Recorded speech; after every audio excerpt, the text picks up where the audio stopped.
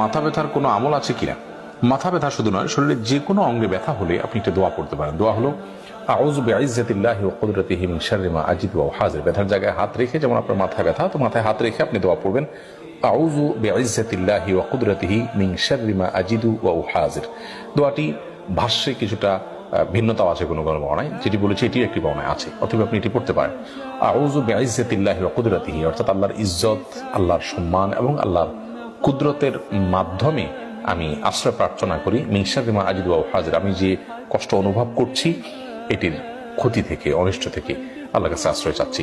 এবং এ দোয়া পড়ার পর একজন সাহাবী তার ব্যথা সমরে শেষ হয়ে গেছে, তিনি সাথে সাথে ব্যথা উপশম হওয়ার উপকারিতা পেয়েছেন, এটি হাদিস থেকে বর্ণিত হয়েছে। আমি ব্যক্তিগতভাবে আমল বহুবার করেছি, আলহামদুলিল্লাহ আমি নিজেও অনেকবার উপকার পেয়েছি। কখনো যদি উপকারিতা আমরা না পাই, তাহলে সেক্ষেত্রে আমার কোনো ত্রুটির কারণে সেটি হচ্ছে না, হাদিসে বর্ণনা কখনো ভুল বা মিথ্যা নয়।